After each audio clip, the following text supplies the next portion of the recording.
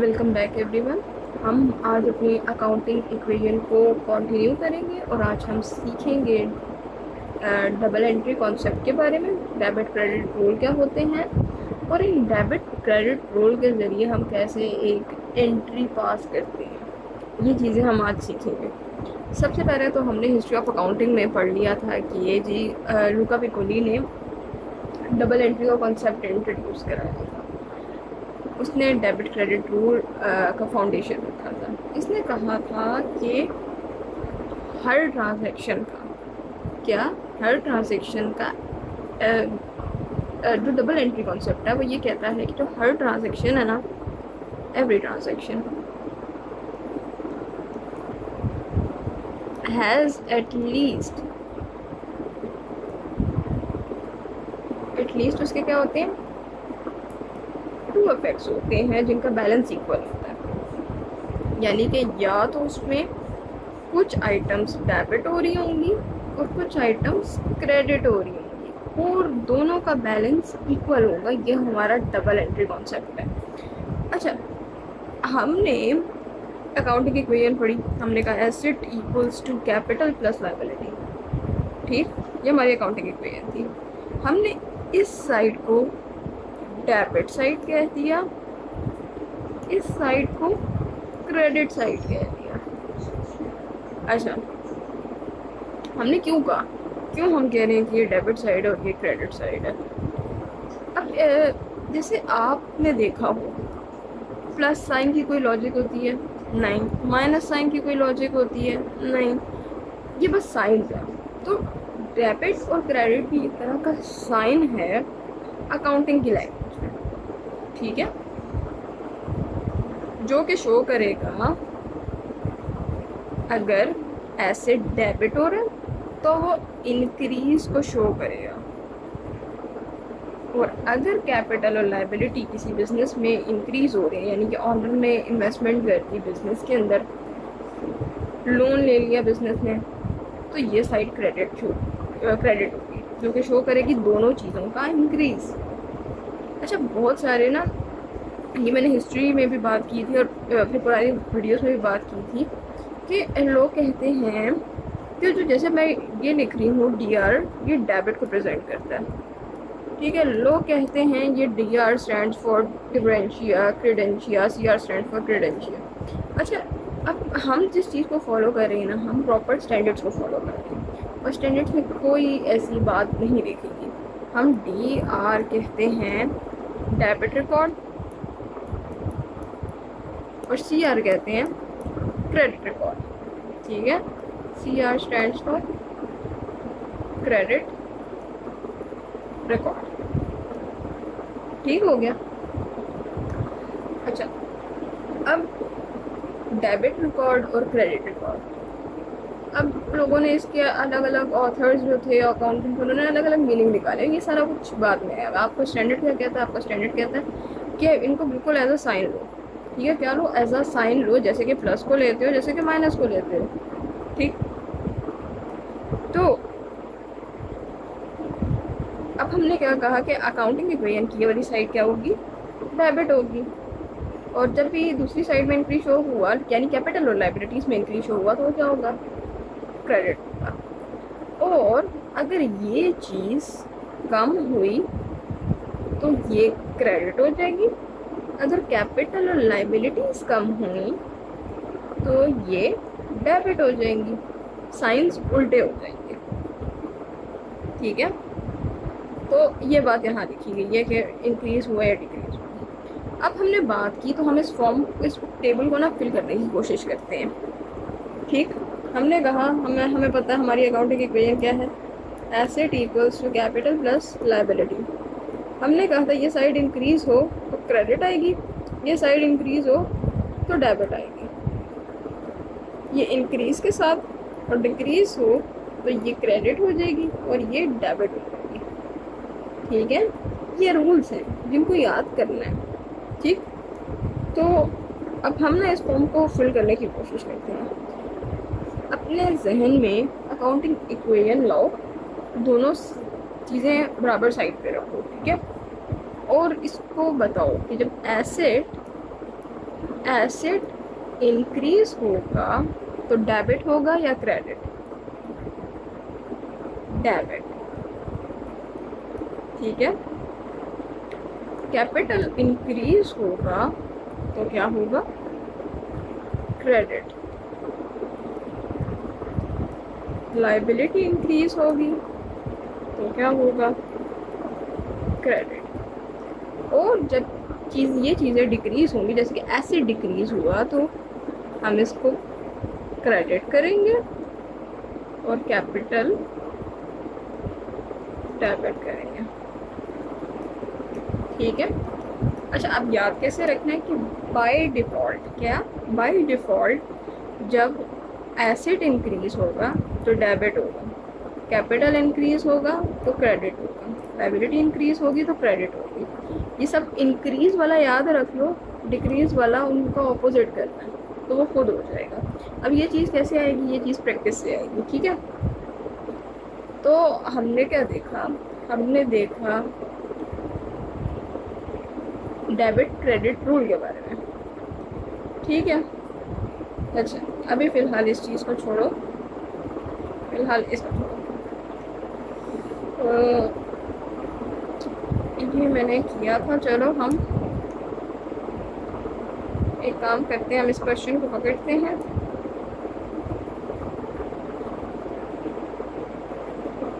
हमने कहा ये हमारे पास एक क्वेश्चन आया। ठीक है। ओके, एक पेज और। ठीक है। अब इस पेज को ना वर्किंग का पेज कहते हैं।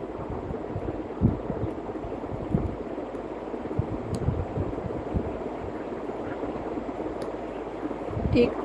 अब वो कह रहे हैं कि कैपिटल इंट्रोड्यूस किया गया, बिजनेस के अंदर कैपिटल लाया गया 1,00,000 रुपए का।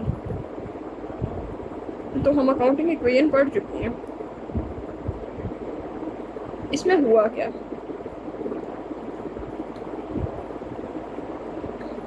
पहले देखो आइटम कौन कौन सी इसमें आ रही है। इंट्रोड्यूस किया कैपिटल, पहली चीज़ कैपिटल, और ये बाय डिफ़ॉल्ट अगर कुछ ना लिखा हो तो in the form of cash है ये। ठीक है। तो दो चीज़ें हिट हुई हमारे पास। अकाउंटिंग इक्वेशन क्या है? Asset is equals to capital plus liability. ठीक है। हमारे पास कैश आया और कैपिटल ही आया 1,00,000 रुपीज़ का। ठीक है। अब कैश क्या है?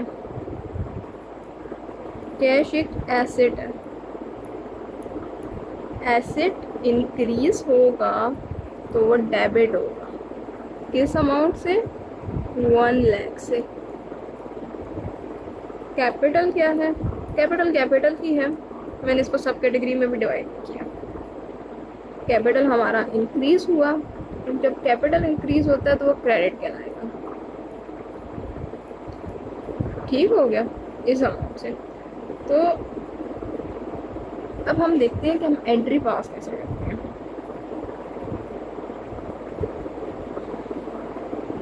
चलो दोबारा बना लेते हैं, कोई मसला नहीं। आपने क्या करना है, एंट्री पास करने के लिए एक ऐसा टेबल बनाया जाता है। ठीक है। जिसमें पहले कॉलम में हम डेट लिखते हैं, दूसरे कॉलम में इसके पर्टिकुलर्स लिखते हैं कि क्या क्या चीज़ ये क्या हो गया, डिस्क्रिप्शन टाइप। ठीक है। तो हम लिखते हैं date, particulars, debit and credit. ठीक। अब हमने क्या कहा, हम फॉर एग्जांपल इसको कह देते हैं जी ये हुआ है 1 जन 2026। ठीक है। 1 जनवरी 26 हमने कहा कि कैश, अब इसको पढ़ते कैसे हैं? कैश डेबिट हुआ है 1,00,000 से और कैपिटल क्रेडिट हुआ है 1,00,000 से। ठीक है, तो अब आप इसको कैसे रिकॉर्ड करोगे? आप रिकॉर्ड करोगे कैश डेबिट, डेबिट के कॉलम में आपने 1 लाख लिख देना और कैपिटल थोड़ा सा इसको फासले पे हम करके लिखते हैं, ठीक है। कैपिटल क्रेडिट होगा, हमने इसको इसकी अमाउंट क्रेडिट के कॉलम में लिखनी है, ठीक है। तो ये जो चीज़ हमने पास की है इसको कहते हैं जर्नल एंट्री, जो कि शो करता है कि जितना जो अमाउंट डेबिट साइड पे है वही अमाउंट क्रेडिट साइड पे है, ठीक है। इन दोनों का इक्वल इफेक्ट आया है, ये होती है हमारी जर्नल एंट्री, ठीक। नेक्स्ट जो हमारे पास ट्रांजेक्शन है, ये हमने लोन लिया 20,000 रुपये का, ठीक है। अब हमने क्या किया, इसको मैं वर्किंग 1 कहती हूँ, ठीक है। वर्किंग 2 हमने क्या की, लोन लिया,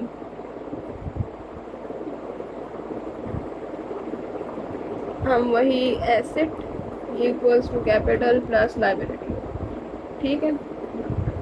हमने क्योंकि कुछ कहा नहीं किस तरह से लिया, तो हम फिलहाल कैश को ही रखेंगे और लाइबिलिटी एज इट इज आएगी। 20,000 से कैश इंक्रीज कर गया और लाइबिलिटी भी 20,000 से इंक्रीज कर गई, ठीक है। तो ये क्या है, कैश, कैश आपका एसेट है, एसेट इंक्रीज हो रहा है, बिजनेस के अंदर पैसा आ रहा है, तो ये क्या होगा, डेबिट किस अमाउंट से, 20,000 की अमाउंट से। लोन, लोन क्या है, लोन एक लाइबिलिटी है, लाइबिलिटी भी आपके बिजनेस पे इंक्रीज हुई है, आपकी बिजनेस में बोझ इंक्रीज हुआ, तो ये क्या है, ये क्रेडिट है और क्रेडिट हुआ 20,000 से, ठीक।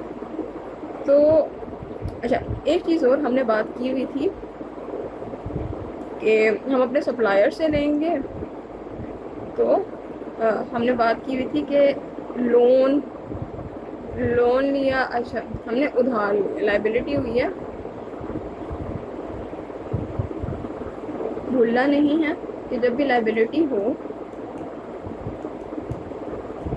आप अपने सप्लायर से कुछ अब उधार पे लो, ठीक है, तो उसको हम अकाउंट पेबल से रिकॉर्ड करते हैं और अदर चीज़ों को हम उनके नाम और साथ पेबल लगा देते हैं, ठीक है। तो यहाँ पे हम क्या बात करेंगे, लोन पेबल, ठीक है। तो फॉर एग्जांपल हम कहते हैं ये एंट्री हुई है 2 जुलाई 2026, कैश क्या है, एसेट था हमारा और एसेट डेबिट हुआ कितने से, 20,000 रुपीज़ से, और लोन पेबल क्या चीज़, लोन पेबल क्रेडिट हो गया, क्योंकि ये चीज़ भी क्या हुई, इंक्रीज हुई, यानी कि ये वो लोन है जो आपने पे करना है और अभी पे नहीं किया। तो ये क्या चीज़ें हैं, ये जो 2 हमने पास की हैं इनको कहते हैं जर्नल एंट्री। तो हमने सीखा अभी तक कि कैसे हम अकाउंटिंग इक्वेशन से जो है, पहले हमने देखा कि बैलेंस शीट कैसे बनानी है, और उसके बाद हमने बात की कि इससे भी यही बेस है हमारी एंट्री पास करने की, ठीक हो गया। अच्छा, अब हमने और भी चीज़ें बात की थी अकाउंटिंग इक्वेशन को लेके, ठीक है।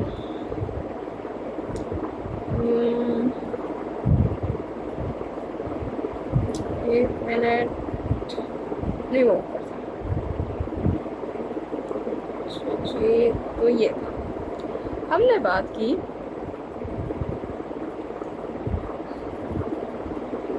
इस चीज़ को मैं ज़रा ऊपर नहीं कर रही क्योंकि हमने बात की हमने कहा हमारे पास एसेट होता है और कैपिटल और लाइबिलिटी होती है, लेकिन ये चीज़ थोड़ा इंक्रीज कर रही होती है, हमारे पास यहाँ पे रेवेन्यू आ रहा होता है जिसको हम इनकम कह रहे होते हैं, और उसमें से हमने बात की कुछ चीज़ें माइनस होती हैं जिसको हम एक्सपेंस कहते हैं।